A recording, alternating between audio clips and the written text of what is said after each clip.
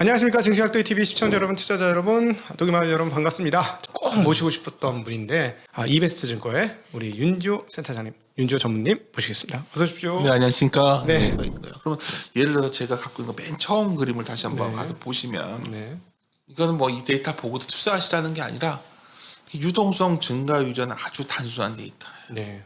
블룸버그에 나오는데 저희들이 이제 리서치가 애널리스트가 유리한 거는 저런 데이터를 만들어 볼 수 있다는 거죠. 네. 근데 이제 저는 같은 데이터도 유동성이 줄죠. 왜냐면 연준이 긴축을 하니까 상당 기간 계속 밑에 머무릴 가능성이 높아요. 네.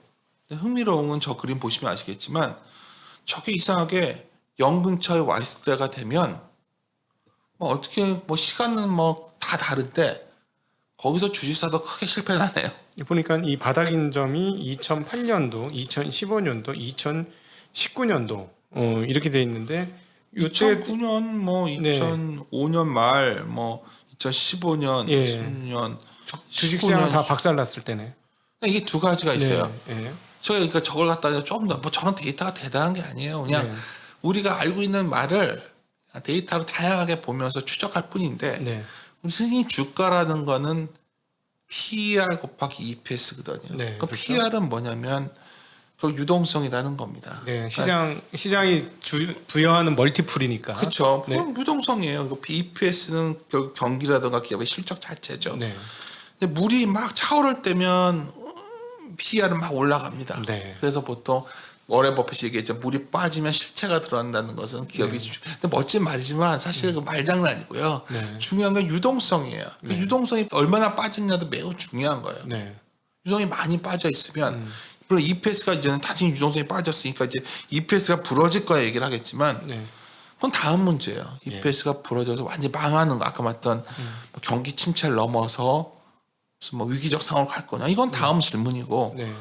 유동성이 물이 많이 빠졌냐가 일단 중요하잖아요. 그렇죠. 근데 사람들이 그래요. 유동성이 많이 빠지려면 한 달에 큐틱이 뭐 얼마고 뭐 여러 가지 얘기를 하지만 사실 증가율 자체를 보는 거예요.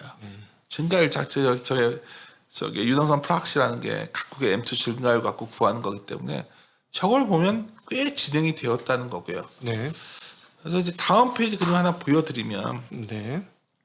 근데 지금은 정말 고민이 되는 게 이거죠. 여기서 이제 보통 이렇게 주식 데이터라는 게 과거와 좀 다르게 나올 때가 이제 여러 가지 생각을 갖는 건데 보통 유동성 증가율이 꺾이면 물가는 내려왔어요. 네. 네. 이게 꽤 오랫동안 작동되어 왔는데 이번에 당황스러웠던 거는 저게 꺾여 내려오는데도 물가가 올라갔죠. 예. 그건 너무나 다 알고 있는 거예요. 이게 공급망 이슈 때문이었다. 네. 근데 공급망 이슈 문제 해결을 어떻게 되는지 알 수 없으니 수요를 죽여서라도 뭔가 하겠다. 네. 물론 여기까지 다 아는 얘기예요. 그래서 근본적인 질문은 뭐냐면 그러면 공급망 이슈가 조금만 해소가 되면 물가가 빠르게 내려올까요? 안 내려올까요? 내려올 가능성이 높아지죠. 그쵸. 예를 들어 전쟁이 끝난다던가 갑자기 어느 날. 갑자기 뭐 휴전만 해도 그렇고요. 네. 뭐 공급망 이슈가 그러니까 이런 것들을 이게 뭔가 사건이 벌어지면 이게 영원히 안 끝날 것 같고 이런 거예요. 싸움이라는 것도 영원히 쟤랑 화해가 안 될 것 같지만 어느 날 되면 쏙 웃어요. 네. 뭐 예를 들어 대표적인 게 두려워하는 가장 시나리오 저도 두려운 게 유가가 이거 안 잡히면 어떡하지? 진짜 150불 가면 어떡해? 골드망사는 이럴 때마다 막 질러요. 네. 잘하는 거예요. 그 사람들이 이거 많은 분들이 골드망사스가 틀렸다 이런 거 좀 굉장히 그건 단세포적인 생각이고 시장에 이런 현상인데 너희들 어떻게 생각하고 던지는 거거든요. 근데 중요한 건 유가라는 것도 이제 그러고 나서 이제 시선을 15도 비틀어 보는 거예요. 이게 유가가 왜 이렇게 올랐지? 러시아께 안 나와. 해결하는 방법은 러시아나 석유가 안 나왔을 때 어떡하지가 있어요. 근데 흥미로운 거는 인도에서 러시아산 수요를 수입해버리고 있어요. 네. 그건 나오고 있는 거잖아요. 예. 그래서 그런지 증산들을 잘 안 하고 있는데 여하튼 미국은 선거를 앞두고 있다 보니까 바이든 행정부 입장에서는 어떻게든지 사우디를 설득해야겠어요. 네. 그래서 빈살만을 만나러 갈 수도 있는 거죠. 네. 그러니까 지금 당장 변화는 없지만 우리가 원하는 거는 유가가 과연 여기서 정말 컨트롤할 수 없는 파국의 상황으로 갈 것이냐. 네. 이건 매우 중요한 질문이거든요. 그러니까 뭐 우리가 그런 시간은 아니지만 선진국의 물가를 결정짓고 있는 가장 큰 변수가 사실은 에너지 가격이고 네. 이머징은 곡물가이기 때문에 곡물가 문제는 뭐 약간 더 우크라이나 이슈가 있다 치지만 에너지 문제는 해결할 수 있냐 없냐가 매우 중요해요. 이건 다른 거와 또 뭐가 연결되는 거냐면 70년대와 연결되는 거야. 70년대 결국 우리가 스태그플레이션부터 시작해서 굉장한 경기 침체가 왔던 건 여러 가지 배경이 있지만 그 중에 하나가 결국은 오페크를 통제 못했다는 네. 무기화했으니까. 네. 그렇게 갈 거라고들 생각하시지만 제가 봐서 그러지는 않을 것 같거든요. 돌아가는 판이. 그냥 그런 것들을 하나하나 생각하는 조립을 하다 보면 결국은 유동성이 빠진 거에 대한 소위 주가의 어떤 반응이 어느 정도 진행되었냐, 어느 정도 우려를 반영했냐 본다면 많이 반영해 온 것 같고요. 네. 뭐 여기서 이런 아이디어도 또 나올 수 있죠. 저걸 특히 많이 반영한 곳들이 중국이 먼저 반영을 했었으니까 네. 중국이 먼저 돌 수도 있는 거고. 네, 지금 최근에 돌고 있죠. 그러니까 네, 6월 이런 모든 것들은 네. 다 변하고 연결되어 있는 거예요. 근데 많은 분들이 이제 이런 문제들을 너무 단순화시키는 것 같고 또 하나 여기서 더 생각을 나가볼까요? 이제 뭐 물가 얘기를 했으니까 우리가 연준이라는 곳이 요즘처럼 투명해진 적이 별로 없어요. 네. 70년대 연준은 거의 얘기를 안 했어요. 네. 볼것 때도 굉장히 자기들끼리 밀치해서 결정해서 충격을 줬던 거예요. 네. 그 당시에는 충격을 줘야 된다 생각을 했던 거고 그나마 연준이 그래서 옛날 패드 와처라는 직업이 있었어요. 패드의 눈치를 보면서 얘들이 정책이 변했다 안 변했다를 추적해서 정리해주면 그게 굉장히 높은 직업이 됐었어요. 월가에서. 네. 네. 근데 뭐 많은 알다시피 그런 스폰서부터 수수께끼를 던지기 시작했고 뭐 이런 버네키 같은 사람들은 거의 시장과의 커뮤니케이션을 중시했고 파월은 거의 기자회견에서 뭐 모든 걸 다 하려고 그래요. 이번에는 뭐 각 지역 연준 총재들도 나서서 그럼요. 스피커 역할을 하고 있으니까 역대 가장 많은 대화를 하고 있는 것 같아요, 시장과. 우리나라 같은 경우에도 새로운 총재분께서 이제 글로벌 스탠다드를 도입해서 아주 강력하게 시장에 소통을 하고 있어요. 네. 제가 이 말씀을 왜 드리냐면 그러니까 많은 분들이 연준이 이런 대화들이 시장에 어느 정도 반영되어 왔냐를 물어보면 반영되어 왔다는 건 뭐냐면 투명화되는 정도를 보는 거예요. 네. 기업이익의 우려나 이런 것들이 많이 반영되어 왔고 뭐 이런 걸 보려면 더 많이 공개돼야 돼요. 아쉽게도 우리나라보다는 미국의 기업들이 훨씬 투명해요. 네. 실적 발표하고 나면 가이던스 같은 걸 보면서 굉장히 빠르게 움직이죠. 아, 거의 우리는 뭐 거기까지- 일직선. 그렇죠. 우리는 아직 거기까지는 안 왔지만 네. 연준만 놓고 본다면, 그러니까 제가 연준의 우려가 지금 뭐 이제 시작이다 말한 거에서 저는 동의하지 않는 이유는 굉장히 다양한 각도로 의견을 내놓고 있고요. 그래도 알고 계셔야 되는 게 이제 이번 주에 되게 걱정들이 많죠. CPI가 이제 높게 나올 것 같으니까 네. 컨선보다 너무 나오면 어떡하지? 그래서 나오면 연준이 더 세게 나갈 수 있겠죠. 근데 네. 그걸 신뢰하라는 거야. 그러면서 신뢰가 저 작년에 좀 잃었었지만 또 이걸 회복하는 과정에서 뭐 블러드 같은 사람들이 또 공헌을 했었고 또 이런 과정을 통해서 이제 하다 보면 우리가 다 알고 있잖아. 이제 비스템 나오고 나서 8월쯤 가면 다들 하는 얘기가 잭슨홀 미팅에서 뭔가 변화가 있잖아. 변화 안 나와도 된다니까요. 네. 그게 하나가 있고 변화할 수 있다. 그래서 패드 풋의 가능성도 있지만 더 중요한 건요. 연준의 타겟이랑 계속 변했다는 거예요. 네. 많은 분들이 이제 연준 2%의 금리를 꿈꾸니까 연준의 중립금리가 얼마다부터 해서 뭐 4%대까지 올릴 수도 있다. 별 얘기 다 오니까. 네. 솔직히 중립금리가 뭔지 아무도 몰라요. 이게 뭐 지나고나 우리가 뭐 잠재 성장률이 몇인지 다 모르듯이 네. 그린스펀 같은 분은 지나고나 알고 아는 거라고 그랬어요. 네. 근데 이제 여기서 드리고 싶은 말씀은 중립금리가 뭐 2.75다 3.0이다 그게 중요한 게 아니라 세상이 변하는 걸 알으셔야 되는데 뭐 지난 30년 단위로 끊어서 보자는 것도 아니고 그냥 물가가 예전처럼 아주 낮아지지는 않겠구나 생각은 드는 거죠. 예. 그러니까 적절한 인플레는 적절한 금리 수준이 나올 거예요. 그걸 균형점을 찾아가는 과정에서 진통이 있을 수도 있는 거예요. 지금 그 구간일 수도 있는 거예요. 네. 그러니까 연준에서 뭐 2%를 가는 게 아니라 평균적인 그 물가 수준을 말하는 거니까 4%대만 돼도 상당히 괜찮은 수준을 할 수도 있는 거예요. 사실은 작년 한 해 동안의 연준의 태도를 보면 인플레이션 진짜 오는지 나 한번 보겠어. 인플레이션 왔으면 좋겠어 하는 뉘앙스가 좀 있었거든요. 그리고 적절한 인플레는 그렇게 나쁜 건 아니에요. 주식시장에는. 네. 그러면 그걸 정해져 있지 않다는 거예요. 그렇죠. 연준도 있는 사람도 다 생각이 다르고 저도 다르고 다 다른데 세상은 그러한 새로운 균형점을 찾아서 가는 구간일 뿐인 거예요. 근데 여기서 과거처럼 연준이 2%대로 가야 되고 그리고 그 과정에서 금리를 세게 올릴 수밖에 없고 그렇게 되면 경기 침체가 오고 그럼 다시 디프레이션이 오니까 디프레이션이 오면 성장주가 되고 너무나 재밌잖아요. 아니 거기서 저는 진짜 좀 이해가 예. 안 되는 게 연준이 지금까지 하는 행동이 일부러 경기 침체를 불러오기 위해서 하는 행동이냐. 예. 왜 그걸 사람들이 생각을 안 할까 하는 생각이 있어요. 그리고 제일 문제는 잘 기억하시겠지만 70년대 얘기를 하지만 70년대는 제가 이제 가끔 세미나 하면 꼭 보여드리는 그림이 있는데 굉장히 노조가 셀 때였어요. 그래서 임금이 경직적이었던 거예요. 네.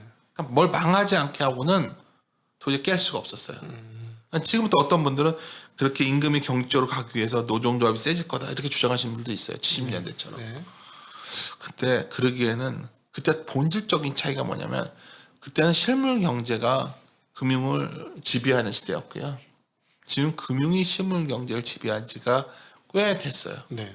자본주의가 그렇게 변해버린 거예요. 진화해버린 거예요. 네.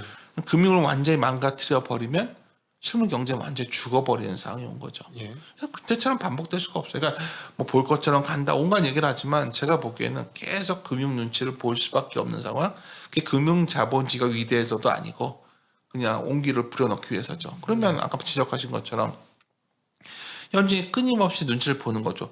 이 정도 고용이면 계속 물가를 잡아도 되겠네. 네. 하지만 그게 좀 흔들리는 시그널이 나오면 계속할 이유가 그렇죠. 없는 거예요. 그거는 뭐 금융 자본주의를 뭐 위대해서가 아니고 그냥 경제가 살아남기 위해서 선택한 진화하는 과정이에요. 인간이 진화하는 과정에서 경제도 진화했고 옛날같이 우리가 다시 봉건제 사회로 못 들어가잖아요. 네네. 경제라는 게. 네.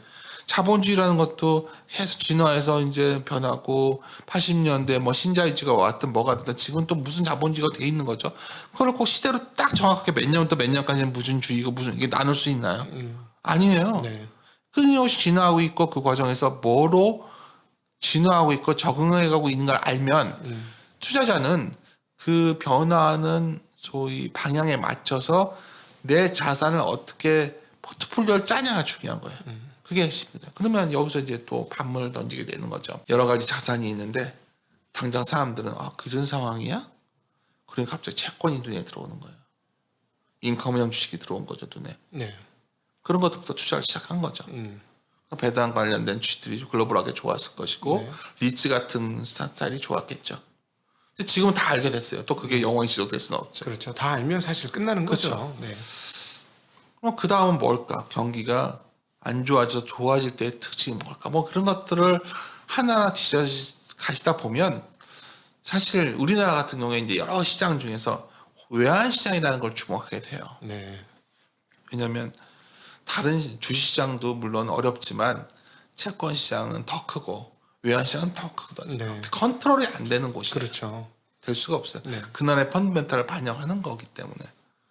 그랬을 때 이제 저희가 이제 생각해야 되는 거는 원화가 이렇게 1,300원대 가까이 가 있는 게 정상적이냐를 질문해야 되는 거예요. 예, 예.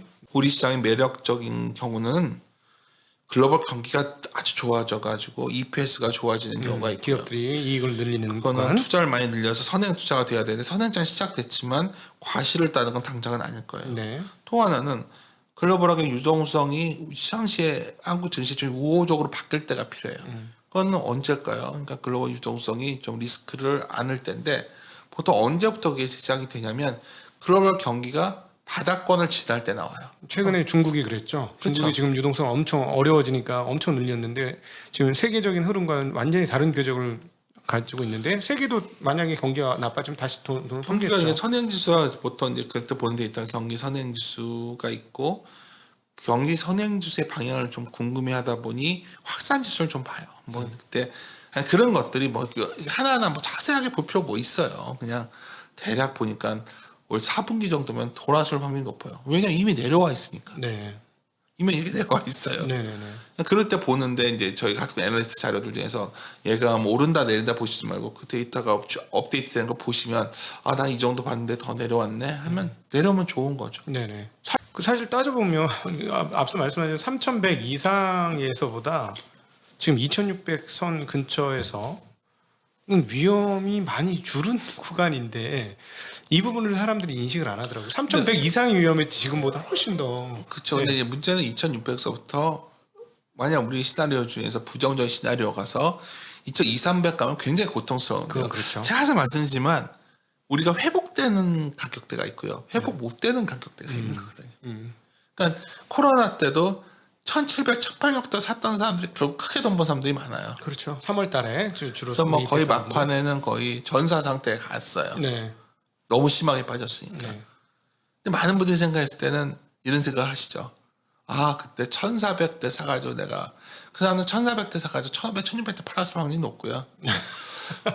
이거는 그렇죠. 많은 게 그때 저도 예. 이걸 팔아야 되느냐에 끊임없이 1,800, 2,000 사이에서 끊임없이 팔아야 되느냐는 얘기를 많이 제 들었어요. 주위에도 보면은 그 투자자들 중에서 뭐 오랫동안 생존해 오셨던 분들 그래도 오랫동안 얘기를 나눴던 사람들은 다 괴로워했어요. 네. 제가 잊지를 못하는 게 이런 건 처음 봤다. 정말 도스럽다. 단기간 답이 안 보인다. 단기간 그럴 반 처음이었죠, 진짜. 제가 뭐 사과 나오라는 자료 썼을 때도 그럴 때였는데 사실은 근데 그건 V자로 돌 때예요. 근데 그게 자주 안 오는 거예요. 그렇죠. 자꾸 제가 요즘 제일 많이 말씀드리는 거는 그러한 드라마틱한 거는 자주 안 오기 때문에 그런 투자하기 힘들어요. 그런 건 어떻게 오는 거냐면 갑자기 오는 거예요. 네. 갑자기가 뭐냐면 아무도 대비하지 않고 있으니까 그렇게 오는 거예요. 최근에 그래서 마진콜이라는 영화 보라고 하셔서 예. 여기 오기 전에 마진콜 보고 왔는데 정말 하루 아침에 24시간 만에 결정을 했죠. 그게 사실은 실화예요. 네. 많은 분들이 금융위기의 기원에 대해서 다양한 이야기를 하고 있지만 누군가 먼저 다 집어 던지면서 시작된 거예요. 네. 그게 뭐 재판을 걸었던 뭐 미국의 IB 회사였죠. 살아남았죠. 그런 게 왔을 때 사실 그게 됐던 건 이미 다 파산 상태에 가 있을 때 누군가 선제적으로 해서 나온 건데 지금은 금융위기 이후에 이러한 소리 걸 막기 위해서 여러 가지 안전장치를 만들어 놓은 상황이에요. 은행이 너무 건전하죠, 그때보다는. 그러니까 여기가 신한증권에 왔지만 우리나라 은행이 이렇게까지 건전하고 이렇게까지 뭐 충당금 쌓아놓으니 은행주가 매력이 없죠. 그러니까 매력이 없는 거예요. 뭐 굳이 여기서 뭐 근데 이제 중요한 거 드리고 싶은 말씀은 여기서 우리가 정확하게 오늘 뭐 편하게 서로 말을 하자고 했기 때문에 드리는 말씀인데 이건 제가 편하게 할 때 드리는 말씀이에요. 정작 주식을 좀 아까 말씀드린 나무를 봐야 될 때가 오면 사람들이 숲을 얘기해요. 네.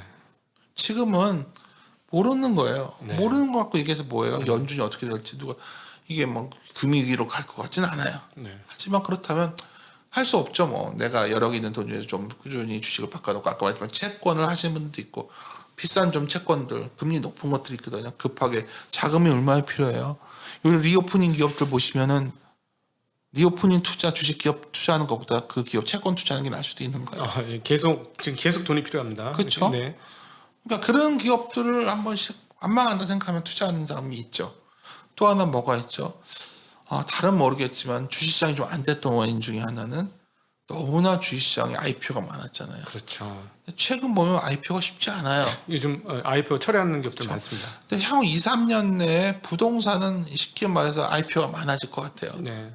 많이 만들 것 같아요. 그러면 부동산은 그런 증거가 이제 생수 같은 것들 경우에는 막 투자에 대한 소위 대안 수단으로서 굉장히 인기가 좋았는데 생수형 오피스텔 뭐 이런 것들 말하는 거예요. 네. 이제 완전히 다 별로 답이 없어요.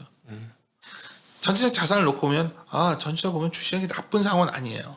그랬을 때 이제 제가 이제 무슨 얘기가 여기로 온 거냐면 그랬을 때 한국 전체적으로 괜찮겠냐 물이 들어오시기 그럴 때 환을 봐야 돼요. 네. 만약 지금 원달러 환율이 1150원이면 주가가 이르지도 않겠지만 자신이 없어요. 외국인들이 살 매력은 없는 거죠. 그다음에 최소한- 기업들의 이익도 수출 기업들의 이익도 별로 당연하죠. 보고. 네. 그러니까 여기서는 이제 환을 보기 시작하는 거죠. 환이 1,300원이었을 때 환율보다는 보통 1,200원을 거쳐 1,100원 갈 확률이 높을 때가 있어요. 네.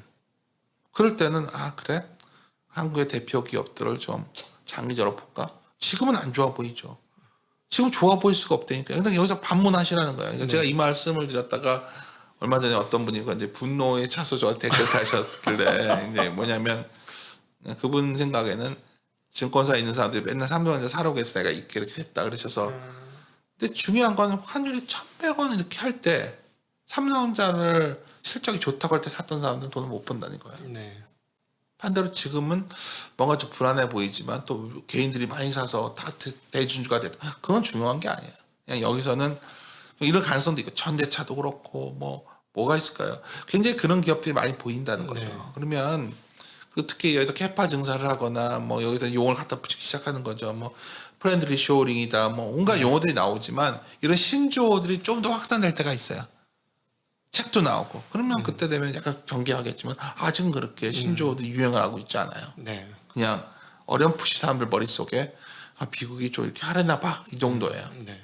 그래서 제가 이제 뭐 오늘 뭐 준비한 얘기가 딱 엉뚱한 얘기를 자꾸 하고 있는데 그냥 계속 같은 거에 대한 답변이 돼가고 있는 것 같아요.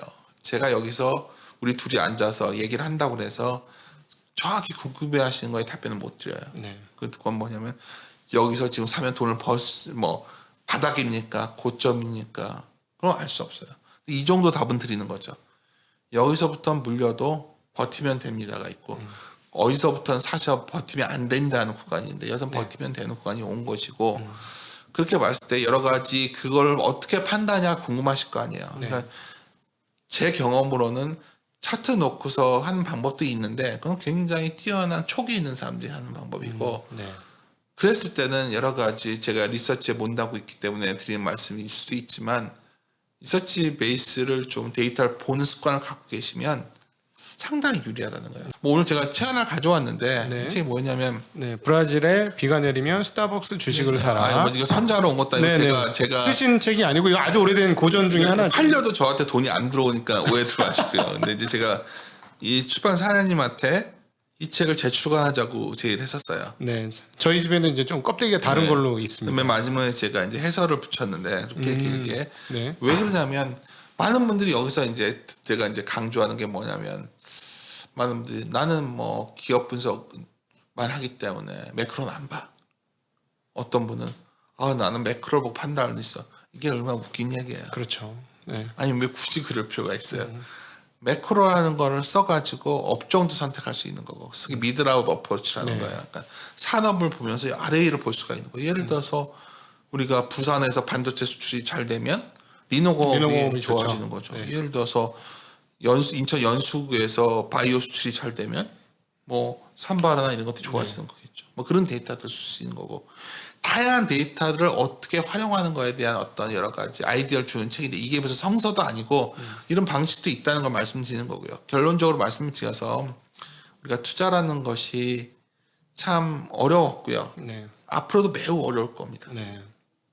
이 투자라는 게 매우 쉽고 단순하다고 생각하시는 분이 있다면 그거는 사기꾼이에요. 그리고 버로크가 얘기했지만은 바닥에 서서 고점에 판다. 그럼 말하는 자체도 사기예요. 대략 이 정도 할 수 있어요. 위험을 좀 안아야 되는 구간이 있고 위험을 줄여야 되는 구간이 있다가 적절한 질문이고 네. 그거에 대한 답변 정도는 하실 수 있어야 네. 생존할 수 있습니다. 생존해야 돈을 벌 수가 있는 거예요. 첫 네. 번째가. 네. 그런 측면에서 본다면 저는 하여튼 뭐 계속 항상 보시면 매크로 얘기도 하시고 기업 얘기도 하시고 이걸 같이 하는 과정에서 하여튼 뭐 오늘 이렇게 생설설하게 됐는데 아니. 뭐 이게 저는 그 우리 센터장님 좀 이렇게 직접 만나서 대화를 해보니까 센터장님 사람이 참 좋으시구나 이런 걸 네? 많이 느낍니다. 이거는 왜 이런 느낌을 드냐면 노파심이 굉장히 많으신 것 같아요. 투자자들 다칠까봐 노파심을 굉장히 많이 갖고 계시구나. 그게 좀 느껴졌어요. 저는. 그러셨어요? 네네. 그래서 되게 절절하게 들렸거든요. 오늘. 그러세요? 그래서 제가 오늘 거의 개입을 안 하고 그냥 저 옆에서 듣기만 했는데요. 거의. 저는 횡설설하는 아니 같은데. 왜 그러냐면 지금 되게 답답하신 느낌을 제가 옆에서 받았어요. 답답해요. 예, 투자자들이 아니 위험할 때는 위험 안 하다고 뛰어들다가 이제는 위험이 감소하니까 위험하다고 아우성을 치고 있는데 전혀 그렇지 않은 상황을 왜 자꾸 그렇게 얘기하느냐라고 그렇게 말씀하시는 걸로 전 계속 들리거든요. 그러니까 제가 약간 건방지다 얘기를 들어요. 가끔. 근데 이유가 뭐냐면 그러니까 많은 분들이 무조건 역발상하는 건 전혀 아니에요. 네.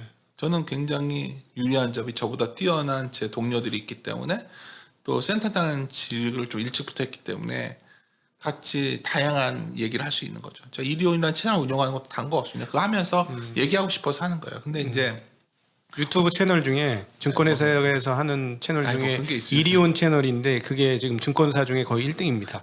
요즘 열심히 안 합니다. 근데 중요한 거는 이제 오늘 이렇게 말씀을 하시니까 원래는 뭐 다른 걸 준비해 왔는데 얘기하다 보니까 답답해 하신다고 하니까 답답해하죠. 네. 여러 가지 시도를 해봤는데 별 변화가 없다는 걸 많이 느꼈거든요. 얼마 전에 이제 이혼을 하도 안 하니까 많은 분들이 저한테 또 좋아하시는 분들이 있어가지고 가끔 뭐 메일 보내고 메일을 아시는 분들서 하시면 구구절절들이 와요. 그러면 제가 이제 답변하긴 그렇고 일단 간단하게 이제 어쩌다 말씀드릴 때가 있는데 이런 느낌을 받죠. 이러한 시도가 무의미했나는 생각이 들 때가 좀 있었거든요. 제가 이제 반복되는 느낌이 요즘 아마 이런 게 굉장히 유행할 것 같거든요. 종목 얘기하면서 이렇게 하고 이해해주거나 서로 이해하거나 서로 믿음을 갖고서 가려는 신념, 종교 이런 개념으로 가는 것 같아요. 근데 이제 투자가 그렇게 하면 답이 없거든요.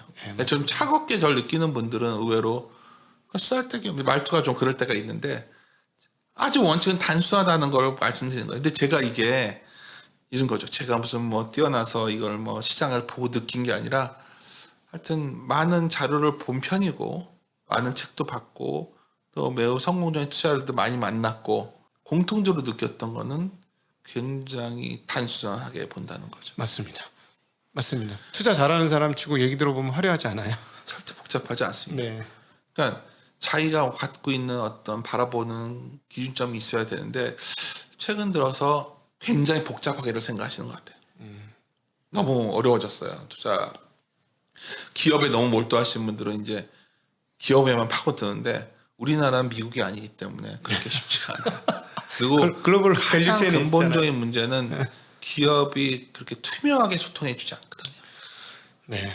그거는 그럼 사람들이 그래요. 그거를 투명하게 바꾸면 되지 않냐. 그건 언제 그걸 해요. 그건 현실 그대로 인정받아요. 두 번째는 글로벌한 매크로 상황이 지나치게 복잡하고 어려워졌는데 항상 그랬어요. 네. 제가 쉬웠던 적이 없던 것 같아요. 근데 그것이 어려운 상황이 얼마나 반영되어 있냐 안 반영되어 있냐를 좀 가늠해 봐야 되는데 사실 정확히는 알 수 없죠. 근데 최소한 위험이 좀이라도 반영되어 있으면 내가 실패할 확률이 약간 줄어요. 크게 길게 봤을 때. 네. 그 정도에서만 보셔도 아까 그런 네. 밸류에이션을만 보셔도 되는 거죠. 그러니까 제가 뭐 아까 답답해 하신다는 거 하는 그런 부분이었던 것 같아요. 많은 우리가 소통의 수단이 늘어났지만 대중의 성격은 변하지 않는다는 느낌을 많이 받았기 때문에 네. 이게 어떤 의미가 있는 건지 잘 모르겠을 때가 가끔은 있어요. 요즘은. 그 인간 본성하고 싸움인 것 같아요. 저도 네. 요즘에 보면은 뭐 댓글이 저희는 정말 청정 댓글 지역인데 그래요? 그럼에도 불구하고 이상한 댓글들이 올라와요. 이제는. 그래요? 그러니까 이거는 왜 그러냐면 어떤 것 때문에 올라오는 거죠? 왜 자꾸 시장을 긍정적으로 보느냐 하는 것들 장이 이제 빠진다 이제 너희들 조심해라 뭐 이런 얘기들이 굉장히 많이 나와요. 그러세요? 시장을 예측하는 댓글들이 꽤 많은데 저는 그걸 보면서 야 인간 본성은 어쩔 수가 없구나. 그래서 저도 그런 거 느끼거든요. 제가 이제 모토가 뭐냐 10만 금융전사 만들기예요. 우리가 10만 금융전사가 있으면 이스라엘을 넘어설 수 있는 나라 될 수 있다. 우리가 금융을 몰라서 그런데 여기서부터 한번 시작해보자 했는데 똑같은 느낌이거든. 근데 계속 해야 되나? 이게 답답해 죽겠네. 이거 아니라고 그렇게 얘기해도 괜히 또 기분 나빠들 하실 것 같아요. 아니 그런데 그런 느낌인데 어디서 위로를 얻냐면 아마 이리온 채널 똑같을 거라고 저는 생각하는데 가끔씩 구독자하고 만나는 경우가 있는데 덕분에 잘 안 깨지고 잘 버티고 있고 조금 수익이 났어요. 이런 좀 험악했잖아요 시장이. 그런 얘기를 할 때마다 되게 고마운 거예요. 네. 저는 이렇게 생각하시면 돼요. 지금 현재 계좌가 손실이 나기 시작했어요. 한 2, 3개월 전부터 주식을 열심히 했는데 네. 그 분들은 너무 겁내지 마시라는 거예요. 원래 그래요. 투자가 이렇게 원래 좀 그런데 두 번째 뭐냐면 최소한 이거를 좀 피하셔야 돼요. 그러니까 제가 요즘 약간 경계하는 거는 오해 마셨으면 이게 제가 좋아하는 사람 천당층의 주식투자의 지혜 이런 책도 되게 좋아하고 스탠 트레이딩 누구보다 먼저 이제 트레이드 스테이션 같은 거 썼었고 좋아하는 사람이기 때문에 드리는 말씀인데 이럴 때 반드시 유행하는 게 결국 트레이딩에 관한 것들이에요. 여기서 사서 여기서 팔고 뭐 사후해설론 계속 그럴듯하죠. 네. 근데 트레이딩을 잘 하시려면 예를 들어서 트레이딩에서 가장 화려한 기법 중에 하나가 뭐 상따라든가 이런 것들인데 그 네트워크가 좋아야 되는 겁니다. 네. 아무도 할 수 있는 게 아니라는 거죠. 네. 그리고 타고나야 돼요. 아주 젊은 친구들 좀 주식이 뭐 오래 주식한다고 잘하면은 나이만 들면 다 돈을 벌게요. 얼마나 그 경험적으로 말이 안 된다는 건 증명된 거죠. 근데 굉장히 뛰어난 트레이더들이 젊은 층에서 탄생하는 거는 과감하고 촉이 있고 네. 그런 능력이 있어야 되는 거예요. 체력도 있어야죠. 운동했을 때 운동 좀만 해도 빨리빨리 느는 사람이잖아요. 맞아. 우리가 다 같이 손흥민처럼 연습한 손흥민이 되는 건 아니에요. 그렇죠. 그런 착각을 하시지 말라는 거죠. 그러니까 그게 연습한다고 되는 게 아니고 그냥 그런 걸 자꾸 생각하지 말고 난 평범한 투자자라는 생각하시면서 접근하시면 트레이딩은 답이 될 수 없어요. 이거는 제가 다양한 사례를 갖고 드린 말씀이고 그리고 트레이딩을 하지 않는 상황에서 우리가 돈을 벌 수 있는 건 뭘까 주식시장에서 방법 하나밖에 안 남는 거예요. 결국은 좀 뭔가 불확실하고 모든 것이 막 부해 보일 때 그럴 때 내가 위험을 안고 투자에 시작하면 네. 뭐 부동산도 다 마찬가지예요. 그리고 나면 지나고 나서 보면 아 그때가 참 잘했어 라는 느낌이 드는 성공 스토리를 갖게 될 거고요. 그러면 굉장히 주식 투자에 대한 자신감이 생기실 겁니다. 네. 근데 많은 경우에 내가 안개야타 거치길 기다리다거나 안개 유본이 언제 거칠 것을 내가 예측을 한다 해서 아무 의미가 없다는 거예요. 그거는 거칠지 언제 모르는 거니까. 네. 그렇게 하시면 최근 뭐 이러한 불확실하고 불안불안한 시기에도 최소한 새벽에 일어나서 미국 증시 보는 그러한 바보짓만 안 해도 성공적이라는 거죠. 네. 제가 요즘 제일 하는 말이 그거거든요. 가끔 제가 전 직장에서 같이 있었던 동료 중에 가끔 지금도 전화 오는 있으면 제가 놀렸어요. 저번에 한번. 아침마다 막 뭘 요약을 하는 거예요. 저한테 보내는 거예요. 그래서 내가 하지 마라. 왜 하지 말다 형 지금 그거라면 내가 스트레스 받아가지고 자칫 어느 날 이게 매일매일 뭐 이게 참 역설적인데 이건 뭐 과거 어떤 책에서도 본 건데 지나치게 몰두하고 있다는 증거거든요. 네. 지나치게 몰두하면 판단은 그르치게 될 확률이 매우 높아져요. 네. 왜냐면 너나 매일매일 그게 쌓여가고 있는 거야. 내 의식 속에는 그 불안의 강도가 쌓여가는 게 그게 더 확장되면 공포로 가는 거거든요. 네. 그러니까 외면하고 도망치라는 얘기를 떠나서 어쩌면 지금은 이럴수록 좀 더 우리나라의 어떤 그 가능성 그리고 뭐 낙관론을 피자는 게 아니라 싼 합리적 주가와 있는 좋은 주식을 갖고서 내가 좀 마련하고 아니면 또 주식을 살 돈을 마련하기 위해서 열심히 일을 하거나 네. 다른 일을 뭐 그런 게 낫지 않을까 생각합니다. 네. 아, 저는 오늘 우리 선배님이 우리 업계 선배님이시잖아요. 시장을 바라보고 일반 대중들이 작년 재작년 엄청 들어왔는데 그걸 보면서 안타까움 속에서 안 다쳤으면 하는 바람으로 이렇게 말씀해 주신다는 거를 아유 뭐 정말 많이 느꼈습니다. 이것도 시건방지게 생각하실 수 있는데 그냥 제 네. 경험이니까 그냥 그 정도로 이해해 주셨으면 좋겠습니다. 그리고 굉장히 쉬운 방법을 알려주신 거고 저도 계속 얘기하는 거죠. 사실은 왜 자꾸 어려운 방법으로 가려고 하느냐. 근데 의외로 여기서 투자에 성공한 사람들 투자하는 거 보면 의외로 너무 단순해서 황당할 수 있고 나중에 거기에 도달해 보면 내가 이렇게 왜 이렇게 쉬운 길을 놓고 어렵게 돌아왔지 이런 생각 충분히 하실 거다. 제가 가끔 이런 말씀을 드려요. 우리 동료 이제 저희 전략팀 친구들한테 제가 이제 코로나가 재개됐으니까 약속 자리가 많이 생겼어요. 네. 하면 그렇게 요동을 안 쳐요. 분위기들이 네. 그냥 어떻게 단순한 얘기들을 많이 해요. 이런 거죠. 지금까지 무슨 뭐 시계 같은 거 미술품 투자를 많이 했다면 그건 너무 과한 느낌을 받는 거예요. 네. 미술품 같은 막 거. 미술품 네. 것도 잘 몰랐는데 막 하도 하니까 그런 거 빠른 투기에 빠른 친구들이니까 네. 했다가 이제는 뭐 야 이런 거 보다가 또 부동산도 예를 들어서 어떤 친구가 어떤 부동산을 사놨는데 상당히 잘 됐어요. 근데 뭐 여기에 내는데 팔린 거예요. 네. 꼭 집을 얘기하는 건 아니에요. 그러고 나서 주식시장을 봤더니 주식시장이 안정돼 보이는 게 꽤 많이 보이는 거예요. 네. 사실 이걸 내가 이 말씀을 왜 드리냐면 가끔 이런 오해들을 하시더라고요. 여의도에 있는 사람들은 주위에 돈인 사람들과 심리를 아냐. 제가 정말 반문드리고 싶은데 누구보다 돈 많은 사람들을 안다고 자부하는 저로서는 아까 단순하다는 게 그런 걸 말씀드리는 거예요. 서로 얘기하다가 생각보다 이런 거 괜찮겠나 생각을 하는 거죠. 주식시장에도 지금 그런 주식들이 꽤 많아요. 많습니다. 그럼 그거는 여기서 많이 이런 걸 물어보죠. 여기서 얼마 더 빠질 것 같아요? 빠지면 그럼 물어봐요. 그럼 한 15? 10%? 아 그럼 오케이 이런 거예요 지금. 네. 많은 분들은 그게 아니라 여기서 이렇게 많이 밀렸으니까 3배, 4배, 5배 갈 주식이 뭐냐를 물어봐요. 이게 질문이 굉장히 다른 거죠. 네. 이게 뭐냐면 많은 사람들은 안에가 덜 빠질 것들을 큰 자금들은 생각하고 위가 크게 열릴 걸 감안하는 건데 네. 생각보다 그렇지 않은 분들은 그냥 무조건 위가 얼마나 열리냐만 관심이 있는 거예요. 네. 네. 그건 아래가 열릴 확률이 높은 거예요. 그렇죠. 이걸 어떻게 표현할지 모르겠지만 지금 잘 보시면 뭐 이런 거 예를 들어 우리가 바이콜을 했었으니까 뭐 LG화학 같은 것도 잘 안 빠졌잖아요. 네. 그렇게 사실 LG화학이라는 게 얼마나 일반인데 화제 기업이었어요. 네네. 그런 것들도 어디가 바닥일까에 대해 보면 한전 같은 것도 그럴 수 있죠. 이게 도대체 한전 적자가 얼마인데 네.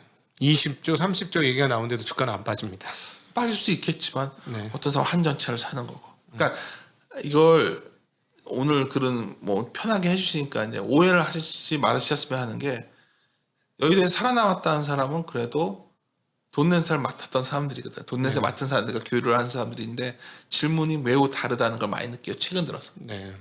특히 여기서 지금 5배, 6배, 10배를 찾는 게 아니에요. 그거는 모르는 거예요. 네네.